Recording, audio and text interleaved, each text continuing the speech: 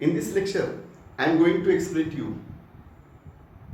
In this lecture, I am going to explain to you type number 3, known as system with a minimum in the total vapor pressure. Means system with boiling point in a maximum. म्हणजे या सिस्टीममध्ये boiling point काय आहे, maximum आहे. मग याचं fractional distillation behaviour कसे आहे हे आपण एक्सप्लेन करणार आहोत bye plotting the graph of boiling point composition. Okay, so for this we can consider any one composition A. We can consider the any one composition A in original flat bottom flask. This A composition can be heated in a original flat bottom flask and it will boil at its boiling point TA. The vapors coming off will have the composition A dash. A is one of the composition of the mixture of HCl and water. HCl and water. This A can be heated at its boiling point TA. The vapors coming up at its boiling point TA will have the composition A dash. This A dash will be reached in HCl.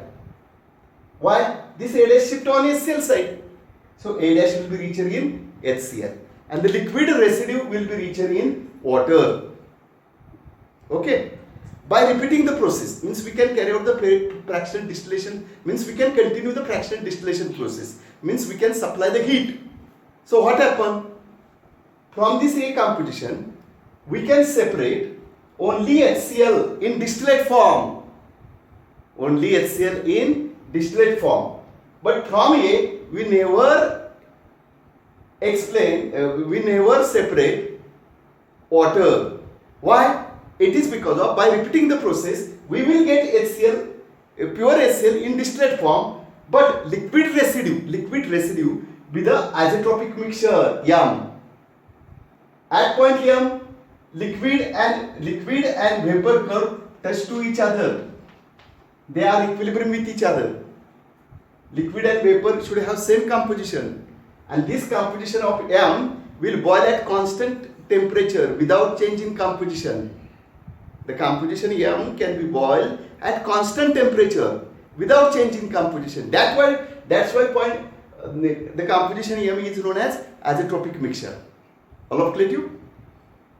Similarly, if we take another composition B in the original flat bottom flask, म्हणजे ज्या पद्धतीने तुम्ही ए घेतला तर त्याच पद्धतीने बी घ्यायचं आहे original flat bottom flask and this now we see here this B will be heated at its boiling point TB. The vapors coming off will have the composition B dash and this B dash will be reached in water and liquid residue will be reached in HCl. By repeating the process means we can continue the fractional distillation process. We can separate only water in distillate form from B composition, but we cannot separate HCl. Why? It is because of the liquid residue will be the isotropic mixture, and this isotropic mixture will have the composition 79.78% HCl.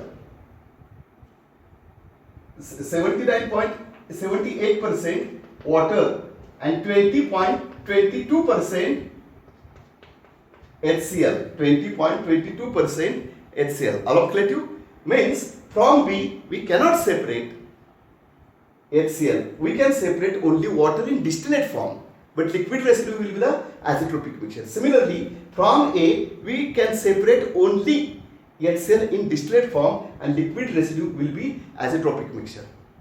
All clear to you? So isotropic mixture has the composition 79.78% water and 20.22% HCl. So what is the meaning of these? If we take any one composition, that A means the percentage composition of A in which the percentage of HCl should be greater than 20.22%. म्हणजे असं composition, असं solution घ्या की त्या सोल्युशनमध्ये 20.22% पेक्षा HCl जास्त असलं पाहिजे. So from such composition A, we can separate only HCl in distillate form, but we cannot separate water. It is because of the liquid residue will be the isotropic mixture. Similarly, if we take any one composition, we should have the percentage of water greater than 79.78%. म्हणजे 79.78% पेक्षा जास्त percentage वॉटरचं percentage असणारं एखादं कोणतंही solution घ्या. त्या सोल्युशनमधून फक्त water separate करू शकता, पण त्या कॉम्पोजिशनमधून HCl सेपरेट करू शकत नाही. आणि जे काही वॉटर सेपरेट करतात ते डिस्टिलेट फॉर्ममध्ये, आणि जे लिक्विड रेसिड्यू आहे तो आयसोट्रॉपिक मिक्सचर आहे. All of clear? So this is about the type number 3, that is system with a minimum in the total vapour pressure. तर पहा, तर मी या ठिकाणी टाईप नंबर 2 ची डायग्राम प्लॉट केलेली आहे. हे टाईप नंबर 2 आहे, लक्षात घ्या. मी पाठीमागच्या लेक्चरला जे टाईप नंबर 2 आहे ना त्याची डायग्राम प्लॉट केलेली आहे. तर डायग्राम कोणती आहे? Boiling point composition diagram. तर इथे एचं बॉइलिंग पॉईंट कमी आहे, म्हणजे अल्कोहोलचं बॉइलिंग पॉईंट कमी आहे, वॉटरचं बॉइलिंग पॉईंट जास्त आहे. आणि इथं जे आयसोट्रॉपिक मिक्सचर आहे ना ते 95.6% अल्कोहोल आहे आणि 4.4% काय आहे? वॉटर आहे. बरोबर आहे. मग आता इथं पहा, एला उष्णता दिली ते TA टेम्परेचरला बॉईल होईल आणि ए डॅश इकडे शिफ्ट होतं आणि हा वेपर कर्व इकडे आहे. लक्षात घ्या, वेपर कर्व कोणता आहे? राईट हँड साईडला. इथं मात्र तसं नाही आहे. इथं लक्षात घ्या, इथं ए हा लिक्विड कर्व, हा वेपर कर्व या साईडला आहे. त्यामुळे वेपर जे येतात ना, वेपर ते ए डॅश ती HCl ला रिचर होतात आणि इथं जे हे वेपर आहेत ते वॉटरला. लक्षात घ्या, म्हणजे इथं अल्कोहोल आहे, इथं अल्कोहोलच्या ऐवजी HCl आहे. फरक लक्षात घ्या. इथं वॉटर आहे, इथंही वॉटर आहे उजव्या साईडला. फरक काय आहे? डायग्राम मध्ये फरक आहे. लक्षात घ्या काय फरक आहे. तर इकडे वेपर कर्व हा राईट हँड साईडला आहे, इकडे वेपर कर्व लेफ्ट हँड साईडला आहे. त्यामुळे होतं काय, तुमचं एक्सप्लेन करताना हे थोडंसं लॉजिक लक्षात आलं ना, एक्सप्लेनेशन अतिशय सोपं आहे. की एला उष्णता दिली, जे वेपर बाहेर पडतात ते वॉटरमध्ये रिच होतात. इथं तसं नाही आहे. एला उष्णता दिली, वेपर बाहेर पडतात पण ती HCl चे वेपर बाहेर पडतात आणि लिक्विड रेसिड्यू आहे तो वॉटर आहे. पण प्रोसिजर रिपीट केली तर आयसोट्रॉपिक मिक्सचर लिक्विड रेसिड्यू. इथं कसं आहे, लिक्विड रेसिड्यू अल्कोहोल आहे आणि आयसोट्रॉपिक मिक्सचर कोणत्या इथं आयसोट्रॉपिक मिक्सचर डिस्टिलेट फॉर्म मध्ये आहे. इथं आयसोट्रॉपिक मिक्सचर कोणत्या फॉर्म मध्ये आहे सांगा? लिक्विड रेसिड्यू फॉर्म मध्ये. आणि डिस्टिलेट हा प्युअर HCl आहे. इथं बीला उष्णता दिली असता बी डॅश, ते कोणत्या फॉर्म मध्ये आहे? वेपर फॉर्म मध्ये, कारण वेपर कर्व इकडे आहे. इथं कसं आहे, वेपर कर्व इकडे आहे त्यामुळं बी डॅश वॉटर मध्ये हे होते. येते लक्षात. आणि लिक्विड रेसिड्यू जो आहे तो आयसोट्रॉपिक मिक्सचर आहे. इथं काय आहे? वेपर फॉर्म मध्ये वॉटर आहे आणि लिक्विड रेसिड्यू आहे तो सॉरी, इथं काय आहे? इथून वेपर्स बाहेर पडतात, वेपर वॉटर आहे आणि लिक्विड रेसिड्यू या ठिकाणी लिक्विड रेसिड्यू जो आहे तो लिक्विड रेसिड्यू आयसोट्रॉपिक मिक्सचर आहे. इथे लक्षात. म्हणजे या बी मिक्सचर मधून फक्त वॉटर हे कोणत्या फॉर्म मध्ये सेपरेट करता? कोणत्या फॉर्म मध्ये सेपरेट करता? डिस्टिलेट फॉर्म मध्ये. आणि जो लिक्विड रेसिड्यू जो आहे तो आयसोट्रॉपिक मिक्सचर आहे. आणि इथं बी इथं काय आहे?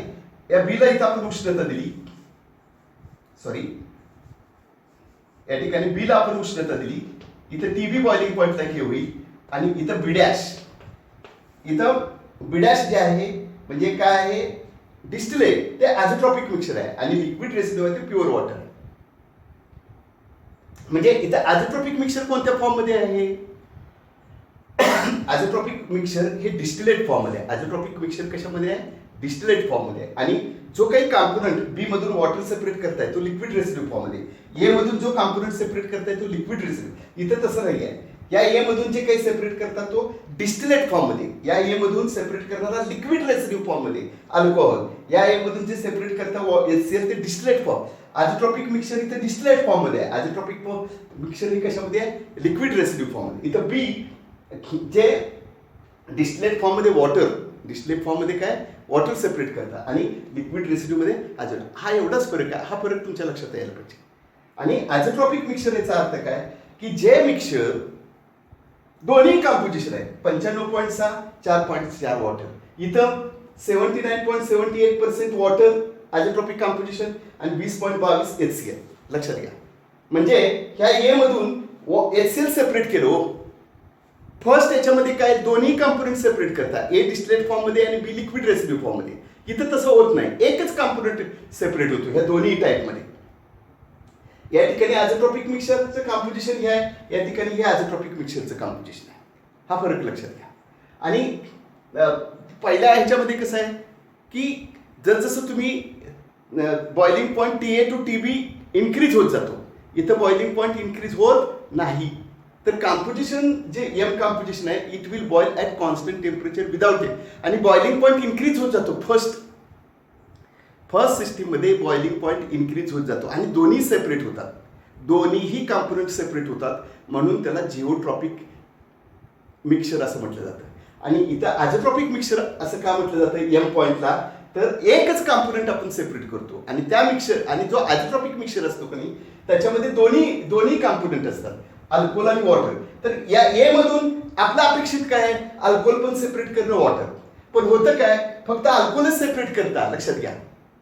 अल्कोहोलच लिक्विड रेसिड्यू त्यावेळी वॉटर सेपरेट करत नाही लक्षात. अशाच पद्धतीनं या ए मधून फक्त HCl सेपरेट करता वॉटर सेपरेट करत नाही कारण इथं जे डिस्टिलेट फॉर्म मध्ये HCl सेपरेट करा लिक्विड रेसिड्यू आपल्याला वॉटर मिळणं अपेक्षित आहे पण ते न मिळता आपल्याला ॲझोट्रॉपिक मिक्सर मिळतं.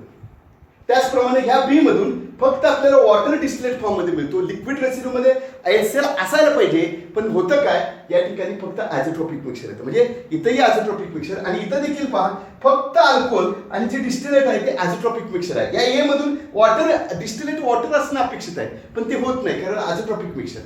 फरक लक्षात आला का.